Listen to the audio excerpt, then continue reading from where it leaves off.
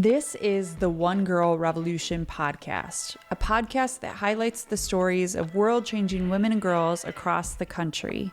We hope that these stories inspire you, but even more so, we hope that these stories help you to see your own value, your purpose, and your power to change the world through your life. Every woman and girl is a One Girl Revolution. This week on the One Girl Revolution podcast, I am so excited to welcome Vivian and Jessica Oettel, the dynamic mother-daughter duo behind Vivian's Hope Foundation. This incredible organization was born out of their own family's journey of struggle, pain, hope, and resilience after Vivian, Jessica's daughter, was diagnosed with T-Cell Lymphoma. Vivian is such an incredible fighter, a young warrior who is taking the world by storm and teaching us all how to have courage and hope and to keep fighting. Vivian's mama, Jessica, and her family are all fighters in their own right as well.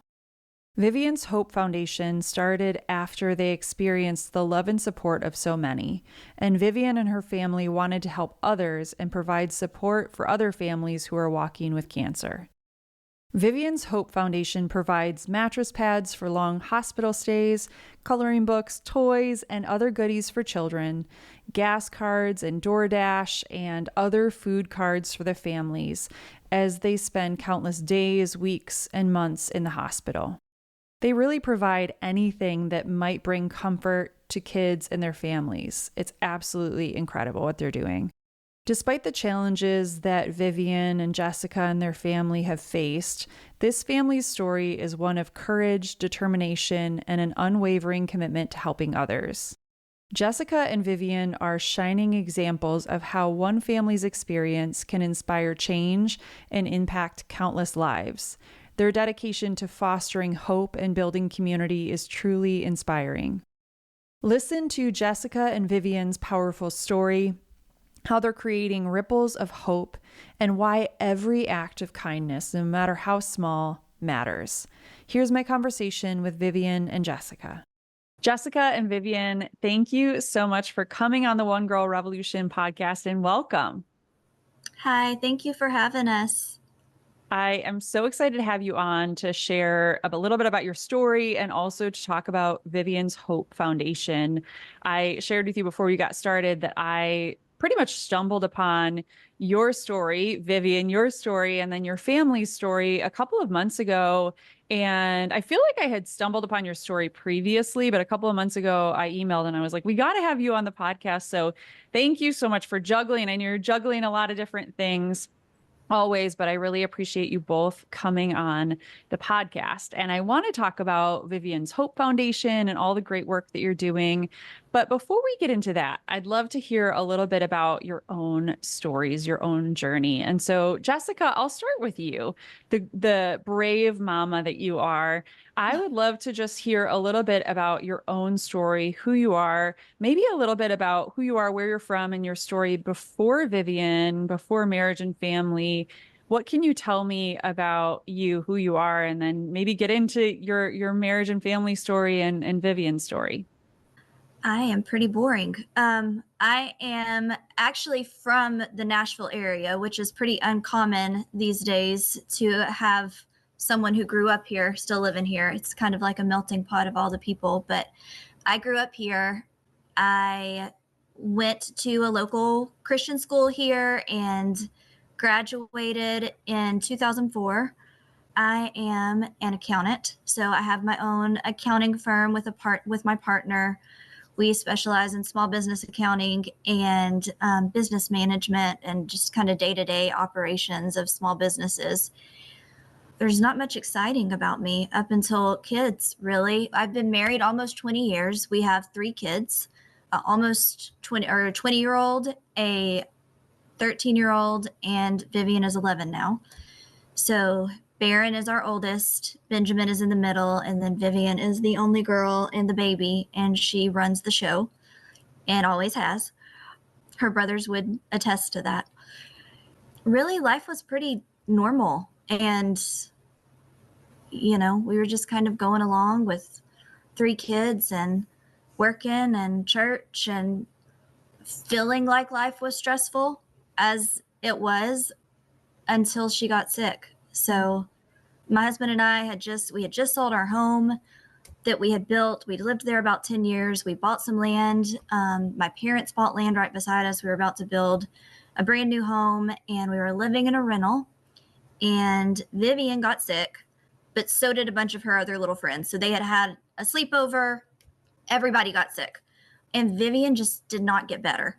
And honestly, the day that I took her to the doctor, I had been about to send her back to school. And so the night before, she was like, I just don't feel good. And I was like, it's nerves. You've been out of school 2 weeks. There was Christmas, or there was Thanksgiving, you'll be fine. And she got a random fever again that night. So when I took her in the next day, I was kind of frustrated thinking, this is so silly. Like, I'm sure they're going to tell me she's on the tail end of the flu and there's nothing we can do. And I'm probably going to feel goofy for bringing her in, but let's just go ahead and go because it's been 2 weeks now. So we went in and the doctor thought the same thing as me. She's on the tail end of the flu. Let's just go ahead and do a chest x-ray just to be sure. Let's run some labs. Labs looked pretty much normal. Nothing crazy, like a little bit of an elevated white count, but that's normal when you have a virus. And her x-ray came back and she was like, this doesn't look right. Looks like her heart's on the opposite side of her body. That's not normal. Let me go. And she's been our doctor for all of our doctors for years and years. And one of the other doctors in the practice actually lived behind us. And his son had grown up with my oldest. So she said, let me go grab Scott. I want him to look at this. And he said, just shoot it again. Like, just send her back down there and shoot it again. And it came up looking the same. And they were like, take her to Centennial. It's probably pneumonia. She could have a collapsed lung. Like, just go see what they have to say. If it was my kid, I'd take him to Centennial. Like, there's another prominent children's hospital here. They're like, you'll get lost in the shuffle. Take her to Centennial. So they thought she had pneumonia. They come in the room and they're like, we're going to admit you. We're thinking we're going to be there 24 hours. They wanted to do a CT scan. I honestly feel like the ER doctor at that point knew, but didn't want to be the one to tell us. So they took us back up, get us admitted. My husband's walking out of the room to go grab pillows and blankets and stuff and bring them back up to the hospital. And Dr. Carroll, who is now her oncologist, came around the corner just as my husband was leaving and was like, hey, looking back now, I can remember that he introduced himself as Clinton Carroll in oncology. It did not connect at that point. Like, I just thought it was the rounding physician coming in. And he was like, hey, stay here a minute. Don't leave yet. I want to talk to you about Vivian. And he just, there was no like warming up to it, or it was just like, we believe your daughter has lymphoma. We're moving you over to the oncology side. We'll do a biopsy tomorrow. We'll start chemo this weekend. To which I was like, are you positive? There's nothing else this could be. And he was like, maybe a 1% chance it could be some infection, but we really don't think that's what it is. And immediately it was like, does this mean chemo? Does this mean, like, how long does the chemo last? Is she going to lose her hair? And he was like, let's just get you guys over there. Let's take a minute. I don't want to tell you anything because there's it could be so many different variations of this type of lymphoma. So at that point, I feel like we just kind of went into shut down, just operate. It's like survival mode, right? Like, you're just like, okay, what do I have to do now? What do we do? She, I asked her, I was like, do you understand what that means? She really did not. I mean, we had one close family friend who had leukemia, and she kind of understood what Ava had walked through, but not, I don't think, were you scared at that point? Yeah. I mean, she didn't really she knew she was going to lose her hair. She got that part of the conversation, and she knew that we were upset, but it didn't really connect. So, and she was sick, she didn't feel good. So they took us over and got her hooked up and started. And I called my oldest son and I called my mom, and we kind of just sat tight. I text our pastor and his wife. Didn't want to tell Benjamin yet. Yeah, I did not want to tell my middle son yet. I told my mom had him, and I was like, I don't want him to know anything until we know everything. And that started a chaos whirlwind of the next 48 hours of figuring out exactly what it was and then telling everybody kind of what was going to happen from there. Vivian, how old were you when that happened? 9. 9. Did you tell other kids like at school once you were going through that? What was that experience? Were kids like supportive of you? Did they love on you a little bit? Yeah. Yeah. Have your friends been really supportive of you throughout this too? Yeah. What do people do for you? What have people done? They made you things, colored you pictures. Yeah. It's got to be scary to be little going through it, but I know also there are so many other children, right, that you got to meet at the hospital that were going through something similar. Yeah. Watch our Emmy-nominated documentary series featuring The Girl Inside and In Tandem on our website or on our YouTube channel today. Check out onegirlrevolution.com. That's the number onegirlrevolution.com today. And please subscribe to our YouTube channel for our documentaries, videos, and podcast episodes. So what was that experience like for you, Jessica, and for your family, you know, finding out and then kind of really just putting one foot in front of the other? I'm sure that there were so many people that surrounded you with love and support, but also there are so many people that don't know exactly what you're going through, right? Unless you've been through it. And like you said before, that you didn't know many other kids that had gone through something similar. Yeah. I mean, in the beginning, of course, everybody wants to do whatever they can. So people rallied around us. And at that point, we really still didn't know, they give you the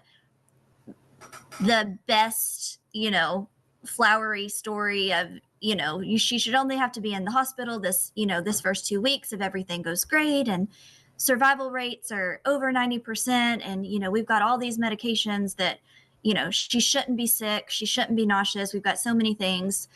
So you don't know, like you're leaning on everything that they say, and they're wanting to paint the best picture for you and not terrify you in the beginning.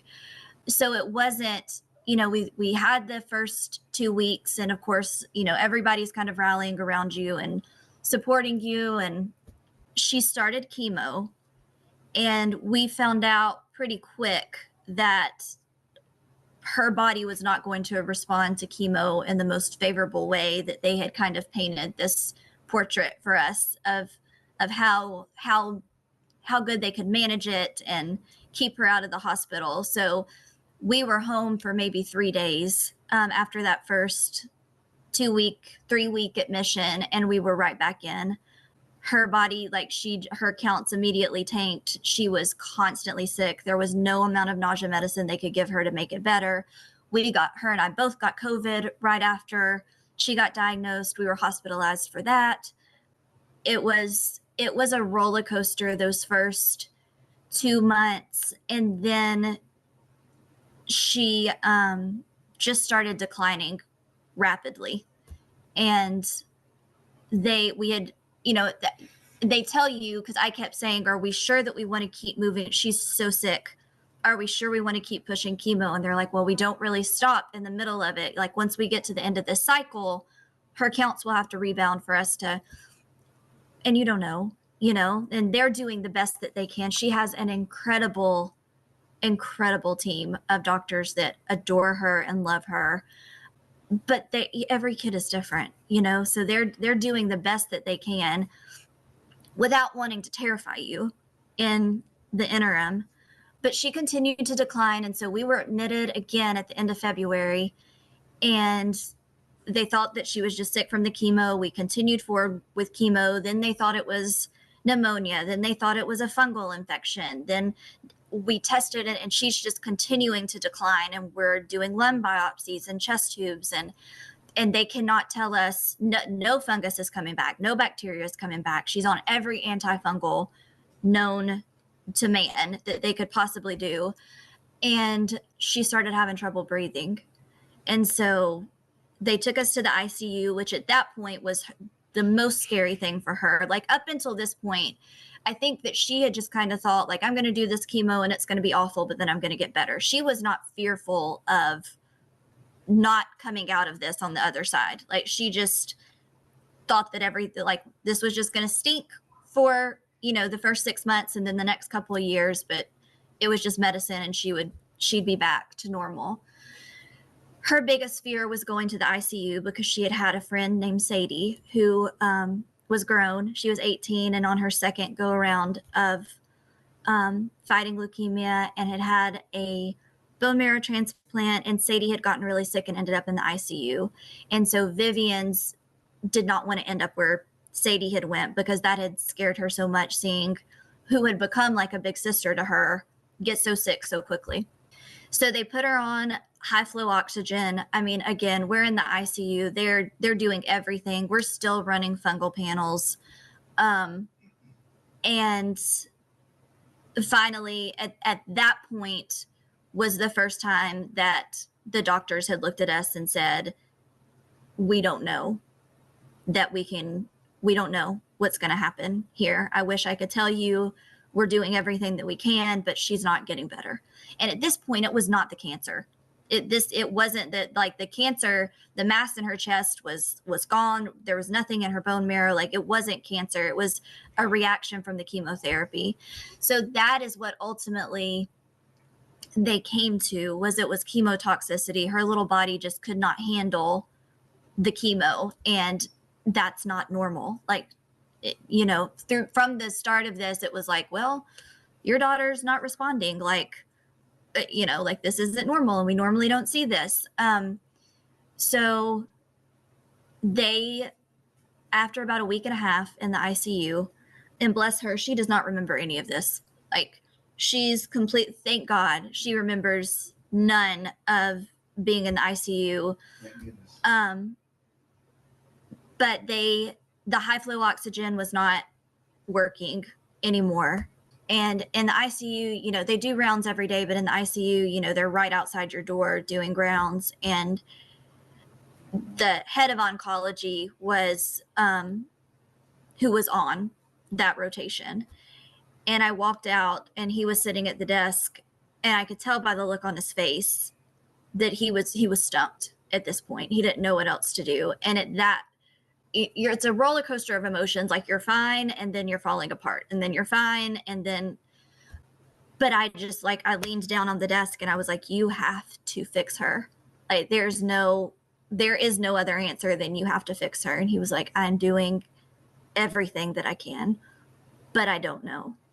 So they swapped out, and another doctor came on, and they were at this point, trying steroids to get the inflammation down so she could breathe. So this other doctor comes on and she says, Vivian had been getting worse, not better. And I said, what does it mean? Like, what do we do now? The steroids aren't working. And she said, at this point, I think we have to accept the fact that this may not be working. And I think you guys need to bring the boys up here to see her. Because if you decide to go on a ventilator, there's a really good chance that she's not coming off. And again, Vivian had no idea any of this. She was so sick. Like, she had no idea any of this was going on. She was sleeping most of the day. So we called the boys up.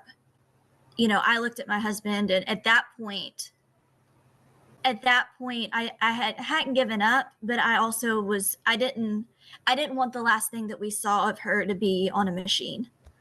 So I said, don't fight me on this. That's not what I want. And I texted our pastors. It was in the middle of service, and my pastor's wife texted back and said, don't you dare give up. Don't you dare quit fighting. And I was like, I do not want to scare her by all of us coming around her and praying around her right now, because she's going to know. And she was like, you are not going to scare her. You're going to war right now. Don't you dare, don't give up. So the boys came up, and it was good for the boys because they were devastated and destroyed, but she was still feisty enough that like they came in and she was like, okay, get out, leave. Like, I don't feel good. Get out of my room. And so that was good for them because they were like, all right, she's still there enough to tell us what to do. Our pastors, some amazing friends, came up to church and we prayed over her and really felt like God was going to heal her, and had a huge sense of peace about it. But she kept getting worse. And in those moments you think, okay, like, God, I've felt the peace you've given me. Like, you've told me she's going to be okay. Why is she not getting better? Why is she getting worse? They had a prayer vigil on the roof for her. I went to high school with Hillary Scott of Lady Antebellum, and her husband came to the rooftop of the hospital and did a prayer vigil. Her doctors went up there and were part of that. But again, she wasn't getting better. That 24 hours after that, we had to make the decision to put her on the ventilator. Having known, like, feeling such peace that God had told us she was going to be okay, but in the natural, she was not okay. Like, she was getting worse, not better. And this one fought every bit of sedation that they gave her. I was like, I'm telling you, she's not going to go down easily with this. And they were like, I mean, she was sitting straight up in the bed, like intubated, heavily sedated. Like, she was like, I'm not doing this. I'm fine. Like, let me, she fought every bit of it the entire time, but her body and her lungs needed a break. They needed time to get better. So we went through 10 days of a roller coaster of one day she would be better, one day we'd be coming off of the machines, then she would crash again, and then we would be better. And then all of the doctors in the ICU during this time are like, this doesn't make any sense. Like, she shouldn't be getting better. She shouldn't be breathing. Like, one of the sweet doctors, he was like, I'm scratching my bald head. Like, this doesn't make any sense. Like, we shouldn't be talking about taking her off of this ventilator already. Like, this, in the natural made absolutely no sense at all. But 10 days later, she came off the ventilator, and we were still in the hospital for about 3 weeks after that. She couldn't walk. It took her a couple of days to be able to talk again well after being intubated. The day after they take her off, and the nurse comes in and she's like, all right, we're going to try and sit you up off the side of the bed. And Vivian was like, I'm going home. And like, if my husband and the nurse would not have been there, like, this kid stood up and was like, I'm out of here. I'm done. Like, see you later. Obviously she didn't get very far. But they caught her and put her back in the bed. But she spent the next probably 3 weeks in the hospital, learning how to walk on a walker, processing the fact that I think at that point is when it got real to her. I couldn't walk, couldn't talk. You couldn't walk and you couldn't talk. Yeah. It's so much for your little body to go through. But Vivian, you're such a fighter. You're such a little warrior. And I love too that your mom was sharing about how spunky and sassy you were, because that's how I was as a little kid. I would like tell my brother what to do. I was like the little leader of the family. And even I know being in the hospital, you still were your little spunky self, even though you were suffering, right? Yeah. I mean, we lived, I would say, for that first year of chemo, we were in the hospital about 75% of the time. Her and I were. I did not leave the entire time. My husband was, going back and forth, staying some of the time at the hospital, going home to give my middle son some form of normalcy during all of that. Because, I mean, in reality, I feel like we lost a solid 2 years of all three of our kids' lives were taken away, because you lose what that would have been had this not been our story. That he was going back and forth, and we got home, and her little body was just the chemo had wiped her out so hard. At this point, she would have still had about 3 months left of frontline chemotherapy. So there's, in a perfect world, 6 months of frontline and then 18 months of maintenance for her diagnosis. It took us, to get through the first 3 months, it took us 6 months. And then we got home and she was just, her body was completely wiped out from chemo. Her bone marrow was completely wiped out for it. So, which is not, it's not what you want in the middle of frontline treatment, but we had to take a 4-month complete and total hold from all chemotherapy right in the middle of the most important part of her treatment. And it's not what her doctors wanted. It wasn't what we wanted. But at that point, even if we had been like, yeah, let's keep going, her body was not going to tolerate it. So we took that break. We started back into the next round of chemotherapy. And then we had to decide, are we going to do that final 2 months of chemotherapy is a more intense repeat of the round of chemo that she got chemotoxicity in? So we at that point had to decide, are we going to do this again and up the ante, knowing that the last time we almost lost her? Or are we going to go against medical advice and skip this phase of treatment, this very important 2-month phase of treatment, and go right into maintenance therapy? And as much as, again, as much as her doctors wanted, like they were pushing for us to do that final 2 months, her body was dictating the whole thing. Like it was not going to allow it. And we decided, very prayerfully, seeking multiple different opinions and a whole lot of guidance, that if we did that, we were not going to walk out of the hospital with our child. And at that point, what good is a smaller chance of relapse if we lose her in the process? So we skipped it and we went straight into maintenance chemo. And honestly, even if we would have decided to do that phase, her body wouldn't have allowed it for like another 6 to 7 months anyway. So we would have still been in that, window of a holding pattern. And we have 9 months left to go. She just finished her last treatment of 5 days in a row in the hospital chemo. So that is done. So now we have 9 months left of once a month at the hospital, one day a month at the hospital, and then daily chemo pills. And then we're through after that. So we are on the downhill slide now. Your story is so inspiring. And Vivian, you're so inspiring, just how much of a fighter you are, and you're still fighting. And I know that you give so many other people courage. Even I have a friend here in Michigan that just got diagnosed with lymphoma, and he's an older guy, but I was telling him about your story and just what you're going through and what you've gone through. And it gives so many other people hope.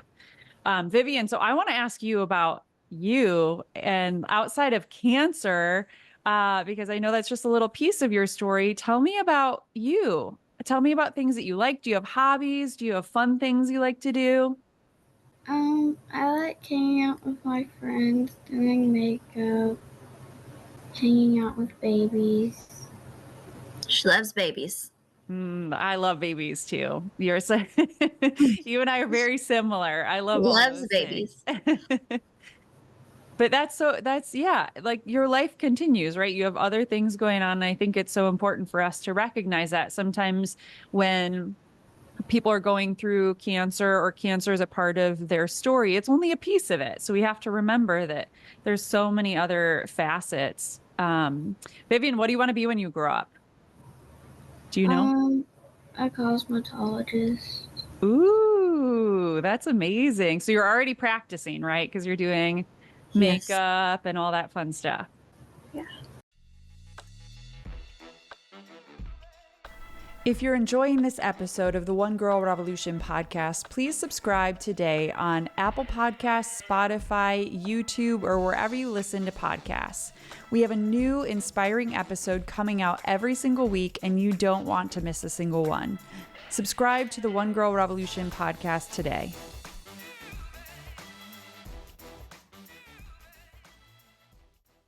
Okay, so now we know the story behind, Vivian's cancer journey, your family's cancer journey.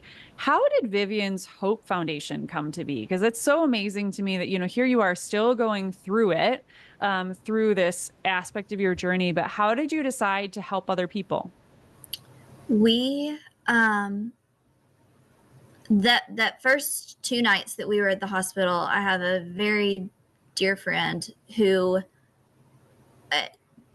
just in the midst of us not being able to know heads from tails, brought up mattress toppers, comfortable sheets, pillows, a Keurig coffee maker for the room, blankets, like just stuff that we would never have thought about that made living in the hospital, it was a night and day difference. And at that point, my husband and I knew that we wanted to focus on, within the first days of diagnosis, being the hands and feet of that to somebody else, because you're not sleeping. Those beds are awful. The sheets are awful. The last thing you're thinking about is, it'd be great if we had soft towels up here instead of hospital towels. It'd be great if, we could make the bed more comfortable for her and for ourselves as well. You're not thinking through that. You're just in survival mode. So we knew at that point that we wanted to start something eventually to help within the first days of diagnosis. And then as Vivian started walking through it and figuring out what was most helpful for her while she was in the hospital, it became something that she wanted to dive more into. So we started within our second month of being in the hospital, we started putting together care packages for new admits. So it kind of gave us, I had not put the 501c3 together, but we were using money that had been donated to us to help with her treatment to put back into these care packages for other families. And then as we got out of the ICU, I was able to start the 501c3, pull her into it a little bit and be like, hey, what should we add to this? Talk with Centennial, because that's where we wanted it to funnel into, was her treating hospital, because we could see the need. Talk with them and figure out how best to organize this.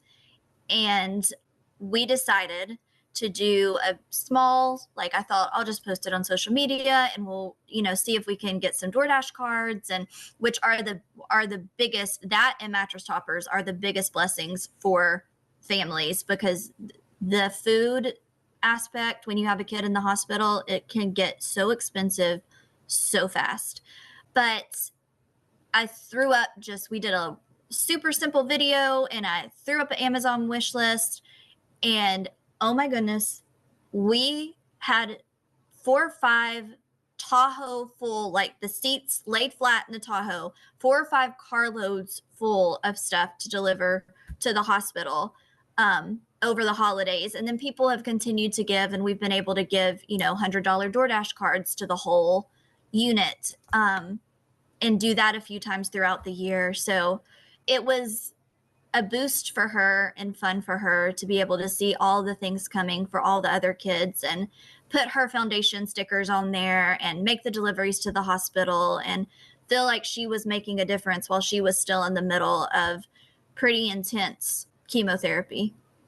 I think that word hope, I love that it's Vivian's Hope Foundation, because even as you were sharing about your story and Vivian's story, hope was a theme throughout it, right? And sometimes there are moments where you're really just going through the most difficult battle of your life, which is true for you, Vivian. It's the most difficult battle that you've ever fought, and you're still, in your very early life, but hope is so important. And sometimes we have to dig down and find, okay, what is the little beacon of hope or the beacon of light? And I know so many people were that to you in little ways, dropping off mattress toppers or giving the DoorDash cards. We could have, the lady who gave us that first delivery, she's on the board of Vivian's Foundation. We would not, my business partner, oh my goodness, if he would not have rallied with me through all of this and hung with, we had just bought the business when she got diagnosed. So, I mean, we had just like taken it out. We had been working for the business, but we had just bought it and took it over in our name. And then my daughter gets diagnosed with cancer. And I mean, without him and his wife rallying around us, our pastors, our church family, and I mean, her medical team is family now. I mean, for us to be able to give back to them with as much as they've given to her, I mean, they're not just treating her, they love her. I mean, I can text them, I send them pictures. They were like, send us this podcast as soon as you're done with it. They adore her. And without people like that, we wouldn't be where we are today, and we wouldn't be able to give back the way that we're able to now either. Well, you're such an example. And I love stories like yours too, because it reminds all of us, I think, when we know someone going through a cancer diagnosis or cancer journey or anything difficult in life, a lot of times we're like, I don't know what to do or what to say. And a lot of times people will ask, like, I'm sure that you got a lot of those questions too, Jessica, where it was like, hey, what can I do? No, don't ask, just do. Yeah. Figure out, like, DoorDash is such a great thing. We all can do something in our own communities to support people that are going through a difficult time. And maybe it's not even cancer, but we know someone whose kid is sick or someone who just had a new baby. There are little things like that we can do that can just make a massive and that's impact. The best advice ever is don't ask, just do. Just find something, find some way. And also don't feel like you have to say anything. Like, I feel like a lot of times, myself included, we feel like we have to speak into the hurt and the silence and the pain, and there's nothing you can say. There's not one thing. Like, more often than not, that person knows the scriptures, knows the prayers, knows the platitudes, that we as humans want to say. And they just want you to sit there with them and be comfortable in that pain and in that sadness. And that is so hard as a human, because we want to fix it. We want to say something, but a lot of the times we end up saying something that is not the most helpful in situations like that. And it's just human nature. So I think that, don't ask, just do. Just, find the need. Go get a pillow, get fluffy towels to take up there. Make sure that they have their good shampoo. Make sure that they're being fed, the DoorDash cards, gas cards, and just be okay with sitting in the silence with them and letting them feel that their world is falling apart, because it is. And there's not anything that any human being can do to make that better. But the little things we do. And even, I'm sure, Vivian, you got cards from people, or people drew pictures for you, right? Little things like that can just turn your frown upside down, as they say. Like, it can brighten your day, right? I know there are so many stories of individuals and families that you've been able to help in a very short period of time through Vivian's Hope Foundation. Is there a story or two that just kind of sticks out to you as like, this is why we do what we do? Well, her sweet friend Sadie, who I spoke about earlier, her grandmother was who was with her in the hospital. And Sadie really became, like, through the very first day that Vivian got admitted, Sadie would make her bracelets and come drop them off, and the girls would, Vivian would make Sadie something, and they couldn't hang out together because they were both so immunocompromised, but they would stand at each other's doors or pass gifts back and forth. And her Graham, I mean, she was my backbone in the midst of just hell. And, she had walked through this was her second time going through it. So Sadie beat cancer, and then her poor little body just gave out, and she had her transplant, and she beat that, and then her body just couldn't fight anymore. And we lost her a couple of weeks after Vivian came out of the ICU. So Graham has been we adore her. We stay in touch with her. We saw her over Christmas. We have lots of things of Sadie's. We have lockets with Sadie's name on them that Graham made for us. It's people like that who fight so hard, so long, and that you don't want to forget them or their fight, but you also you don't want to forget the ones that are still here either, because without Graham, I would have been a mess living in that hospital that year. So sweet Sadie and her family are a huge inspiration. And there's so many families that we have met that have, are just starting out, or who've fought longer, or who are on their, second or third round with this. And they give you hope to keep going on. Vivian has really been inspired by her friend Tay. She fought lymphoma when she was close to Vivian's age. And I found her on social media. We had come home. It was after we were in the ICU. And I was like, I know you do some give back to Centennial, and my daughter is 10 and she's fighting lymphoma. And I think that it would be amazing for her to see somebody, thriving in their 30s who had walked through this and who, are just living life to the fullest. And Tay Scheibe is her name. Her foundation is With Love Charity. And she does a lot of give back to the hospital here, to Centennial here, and then also to a hospital in Florida. She has become such a hero to Vivian, and she's coming to get her this weekend and take her out. Like, they do things together. She checks on her all the time. She comes up to the hospital to see her. And I think that has been one of the best things that we could have given Vivian during this, is finding somebody who had walked a similar path, who is living life to the fullest and thriving, and then also giving back, still giving back and helping people who are going through the journey that she walked through as a child. Yeah, it's so important for all of us to find people that have been through something similar or are going through something similar, just to help us walk through these different difficult chapters of life. So where does Vivian's Hope Foundation go from here? I know it's only been around for a couple of years, but where do you hope that Vivian's Hope Foundation goes from here, and what impact do you hope that it can make on the world? Well, we're about to launch another Christmas give back. So we're gonna launch that, and we're gonna get our girl through treatment. And I mean, Vivian told me last night, what did you say? What's your hope with it? I hope that when I'm older, it can still be an inspiration to people, and that I can give back to all the hospitals in Tennessee. It's so beautiful. And you're doing it. You're already doing it. So it'll just continue to grow, right? And there are so many people that need the support, and you're already doing it, but I can't wait to see where it grows and how it evolves from here. And I will be sure that we will promote your Christmas campaign. And I know that there are so many people that are listening that are going to want to get involved in so many different ways. And how can people support your work, and how can they get involved in what you're doing?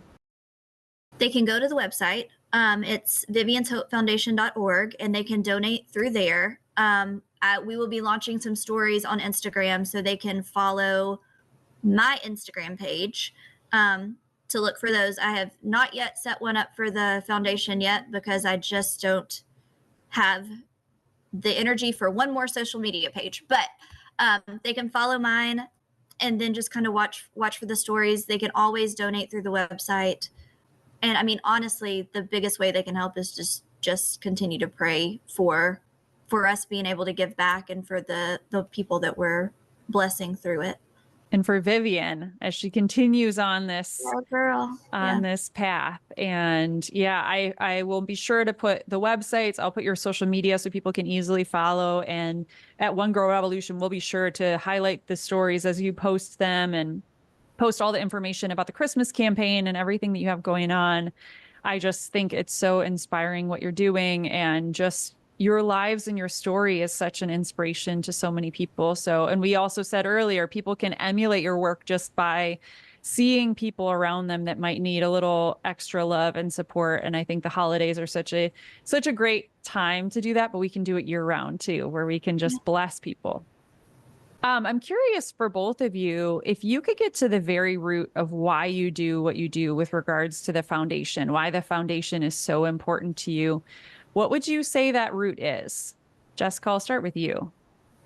I think just wanting to bring a little piece of comfort in the midst of chaos, and probably one of the worst things that you can hear as a parent, to just bring a little bit of comfort there, and then bring her story, and just have that bring hope to people of, even when things look like they're just continuing to get worse, God is still behind the scenes doing things that we can't see. And you can feel that comfort and that peace from him. But in the natural, you have to hold on. You have to hold on to faith. And like my friend, and I say my pastor's wife, but she's really one of my best friends. Like she said to me, like, don't you dare quit fighting because of what it looks like right now. So I think that bringing comfort and then bringing hope that what it looks like right now isn't the end of the story. It's beautiful. Vivian, what about you? Why do you care so much about the foundation and the work that you're doing?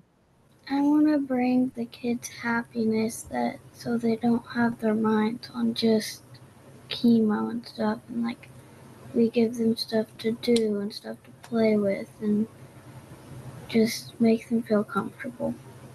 Yeah, well, you're doing such a great job of that. And I know there's a little girl that we had on this podcast when she was 5 years old. Lily is her name, and she started making coloring books for children in hospitals because she, I think, went to go visit her grandma, or somebody was in the hospital, and she saw all these kids there. And she was like, it must be so lonely and like boring, right? Because there are only a certain amount of toys that are in the hospital. And so she started drawing these pictures, and her mom would take her to Kinko's and they would turn them into coloring books. And I think that it's so simple, but it was such a beautiful organization that she started. And just like you, right? You're bringing so much joy and toys and fun things for kids to do, right? Yeah. So, you each are One Girl Revolution. So I started One Girl Revolution to highlight the stories of world-changing women and girls, and both of you are One Girl Revolutions. But I'm so curious to know, who is a One Girl Revolution in your life? Who is a woman or girl that inspires you? Jessica, I'll start with you. Unless Vivian, you want to go. I think for both of us, it's Tay, right? Yeah. Vivian, tell us. I know your mom told us a little bit about Tay. Why does she inspire you? She went through a similar situation, and she is 22 years cancer free, so that gives me peace that I'm gonna get through it. And you're doing it. She's done it, right? She's doing it. Well, I can't wait to follow Tay. I'm going to have to look her up after this podcast because I just love her story so much. And she is a One Girl Revolution, She just like is. both of you are. Yeah. So the last question that I always end this podcast on, it's a big question, but I think you can both do it. If you could leave women and girls around the world with one message, what would you say that message is? Vivian, maybe I'll start with you. If you could leave other girls around the world with a message. God is with you, and you're not alone with whatever you're going through. It's beautiful. Jessica, what about you? Yeah. I would think just hang on to hope that where you are right now is not the end of your story. God has something so much bigger than you can even imagine. And we're still hanging on to that right now too, that there's something bigger after this that we can't see yet, but he will find a way to make a purpose out of the hell that she's walked through. Well, you are such beacons of light and such examples of that. And just like your friend said, Jessica, don't give up, right? Even when we're going through these difficult moments, like, don't give up hope and keep fighting. And both of you are doing that through your lives and through the great work that you're doing with Vivian's Hope Foundation. Thank you both so much for being on the One Girl Revolution podcast. And thank you for all the incredible work that you do. Thank you so much. And thank you for everything you do. It was an honor to be here.